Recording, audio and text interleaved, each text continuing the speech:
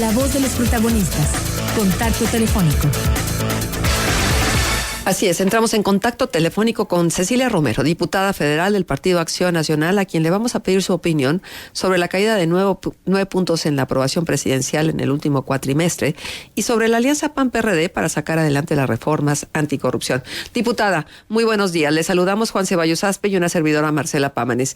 Qué bueno que podemos conversar con usted y recibir su opinión en relación a ¿qué está sucediendo con la percepción de los mexicanos en relación al actuar de nuestro presidente? Esta caída de 9 puntos en la aprobación presidencial, ¿a qué la ata? ¿Cómo podemos explicarla? Bueno, tú lo decías hace un momento, Marcela, la ata a que la ciudadanía, la sociedad en general, no nada más se deja hacer o sigue dando la razón, vamos a decir, a lo que desde el gobierno se expresa, sino que hoy en día ya la sociedad está mucho más despierta, las redes sociales, los jóvenes, las formas virtuales de comunicación, la inmediatez con que recibimos nosotros la información. Y aunado a esto, sobre todo a la falta de resultados de todos lo que se nos expresa como sociedad, porque quiero decirte que también yo soy sociedad, aunque esté dedicada a la política, ¿no? Claro. Por cierto, pero bueno, todo esto hace que la respuesta de la sociedad ahora esté siendo mucho más clara respecto a una percepción.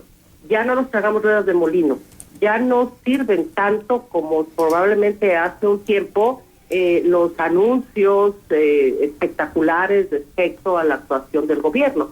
Ahora ya está viendo el pueblo de México que su gobierno no le está dando resultados y por lo tanto pues esa percepción baja. Me parece que inclusive algún alza que tuvo en un momento determinado esta percepción sobre el gobierno, pues no fue un poco, digamos, artificial, causada por eventos del momento.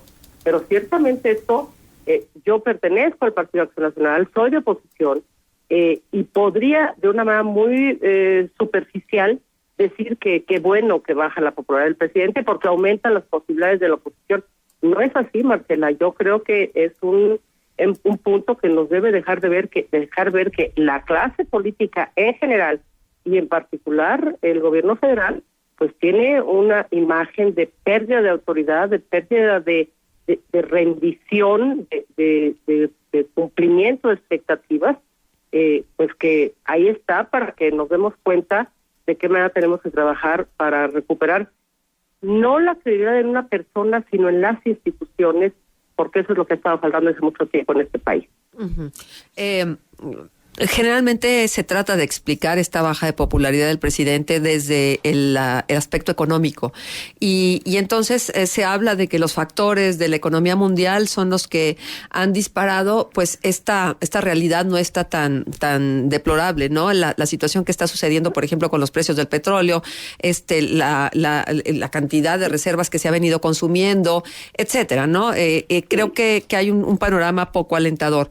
Ahí es donde podemos encontrar la explicación más importante, diputada. Bueno, eso es cierto, no cabe duda que el panorama mundial no es alentador y que de una u otra forma a todos nos afecta, pero de ninguna manera tiene que ver con lo que al final resulta. Yo quiero recordar que, y no es más que hechos lo que estoy diciendo, no estoy yendo a ningún otro tipo de cuestión, pero en la administración pasada tuvimos uno de los problemas económicos y financieros más graves del mundo. Hubo una crisis mundial grave que aquí en México se exacerbó de manera muy, muy fuerte con la crisis de la influenza y una serie de cosas, y sin embargo la popularidad presidencial en ese momento no solamente no cayó, sino que se fortaleció. No tengo los números exactos, pero no es automática la repercusión de una crisis mundial por el tema financiero en la popularidad del gobierno, aunque evidentemente pues sí tiene un mínimo porcentaje que pudiera influir. No creo. Debemos ver lo que está pasando al interior del país. Uno de los problemas más graves, y creo que esto es lo que nos está dejando ver un poco la luz al final del túnel, es esta cuestión de una corrupción exacerbada que se ha vivido en México y que no hemos tenido la capacidad aún de buscar la forma eficiente de minimizarla a la expresión donde prácticamente podía desaparecer. Este es uno de los males mayores y es un mal endémico, es de este país, no lo exportamos del exterior. Diputada Cecilia Romero, déjeme preguntarle, el gobierno está constituido por 3 poderes. Uno de estos poderes es donde usted se ubica, el poder legislativo. ¿Qué responsabilidad tienen ustedes, los legisladores, en la percepción que tienen los mexicanos del Ejecutivo? No. Bueno, en la percepción que tienen los mexicanos del legislativo. De hecho, pues los diputados estamos casi en el peor nivel de popularidad. Porque finalmente, diputada, déjeme interrumpirla, porque finalmente las decisiones que se toman desde la Cámara, es decir, el tipo de reformas que generan ustedes y de las que se han venido hablando muchísimo, va a impactar directamente en la percepción que tengamos también del propio presidente. Es decir, esto es tiene una transversalidad total y absoluta, ¿no lo cree? Por supuesto, la clase gobernante, precisamente a la que me referí yo hace rato, tiene 3 poderes, y lo que nosotros hagamos impacta al Ejecutivo y lo que haga el Ejecutivo legislativo y viceversa. El que queda un poco más lejos, desgraciadamente, es el judicial, pero también, por supuesto, esto no es echarnos la pelotita unos a otros. Ahora mismo, precisamente, que estamos discutiendo las leyes anticorrupción, estuvimos prácticamente esperando que el PRI Verde, que es el partido del gobierno y que no se mueve, pues, de manera igual que nos movemos los partidos de oposición, presentara sus iniciativas, y lo hizo hasta el mes de marzo, cuando nosotros nos hemos presentado en agosto. Entonces, sí dependemos en gran parte del actuar del Ejecutivo. Si el Ejecutivo no tiene voluntad política de que salgan adelante las reformas anticorrupción, por mucho que seamos un poder legislativo independiente, si la mayoría la tiene el partido del presidente, la verdad es que es muy difícil moverse. Efectivamente, tienes razón, Marcela. Sí, porque eso es lo que preocupa, si la oposición es realmente oposición o si no le alcanza a la oposición por una cuestión de cantidad como para hacer el contrapeso que el país necesita. Sí, yo creo que hay 2 cosas, una cualitativa y otra cuantitativa. No cabe duda que los números dicen que 251 son más que 249, y eso en cualquier parte. La cuestión cuantitativa sí influye, pero también no cabe duda que hay una cuestión cualitativa. En Acción Nacional lo que somos y lo que hemos empujado porque sea la oposición es una oposición constructiva, una oposición propositiva, no una oposición de marchas y de pancartas, sino de propuestas, de contrapropuestas y efectivamente de contrapeso. Por eso estamos caminando y por eso me refería yo a esa luz al final del túnel, porque además estamos siendo empujados por la sociedad civil organizada en este tema de anticorrupción que es toral para que el país pueda deshacerse de estos lastres graves de corrupción que viene arrastrando. Por cierto, déjeme preguntarle, porque una de las manifestaciones de esta participación de la sociedad civil es el impulso que se le ha venido dando a lo de la ley 3 de 3. ¿Usted ya hizo sus 3 declaraciones, diputada? Sí, por supuesto, yo desde el tiempo de la campaña presenté las 3 declaraciones y después cuando entramos a la Cámara, refrendé mis 3 declaraciones, es decir, las actualicé. Y hoy que salió la ley de 3 de 3, no solamente firmé la iniciativa, sino fui promotora de la firma de la iniciativa en todas partes donde me muevo. Ahora, hablemos de esta alianza que parecía en algún momento inconcebible, pero que es una realidad entre el PAN y el PRD. En principio, que nos explique cómo se concilian vocaciones, espíritus, filosofías que pudieran estar tan distantes. Y entonces, en esta unidad, ¿cuál es el impulso que tienen para poder sacar adelante las reformas anticorrupción?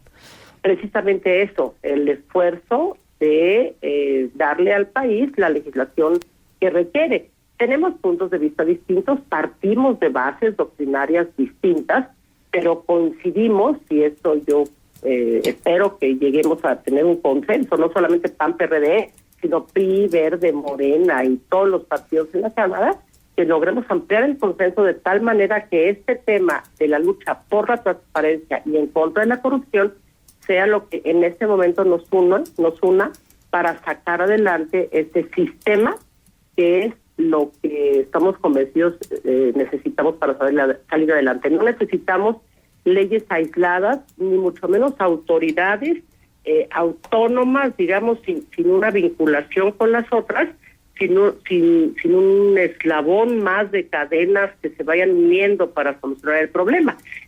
La lucha contra la corrupción, la honradez en la vida pública, la transparencia en el ejercicio del poder, la rendición de cuentas, no tiene ideología, ni tiene color partidista, tiene un sentido mucho más trascendente de lo que debe ser el esfuerzo de los servidores públicos. Por eso estamos unidos, PAN y PRD, en términos de las leyes del Sistema Nacional Anticorrupción, y aunque evidentemente tendremos algunos puntos de vista seguramente discrepantes en la mesa de discusión y en las comisiones y eventualmente en el voto, los pequeños matices pueden perfectamente solucionarse en tanto cuanto estemos unidos precisamente en esto, la lucha contra la corrupción y por la rendición de cuentas. Insisto, esto no tiene ideología ni color partidista. Ajá, sí, será infructuoso si no vemos los ciudadanos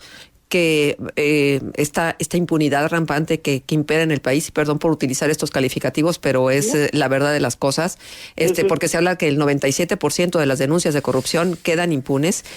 Yo quisiera que los mexicanos pudiéramos ver, después de este esfuerzo que se estará haciendo desde el legislativo, que los personajes, los verdaderos y auténticos responsables de los actos de corrupción, no chivos expiatorios, no funcionarios de segundo nivel, sean los que tengan que dar la cara por lo que hicieron y por el daño que le hicieron al país.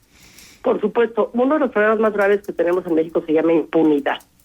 Sí se abren expedientes, se completan formas, se tienen testigos, se busca la forma de integrarlos para poder consignar ante la autoridad a un funcionario público corrupto, y resulta que por alguna falta, alguna falla, alguna copia, algún error mínimo en el expediente, se queda ahí. La Auditoría Superior de la Federación anualmente nos presenta números de miles de auditorías que realiza en el país, y las consignaciones son verdaderamente ridículas.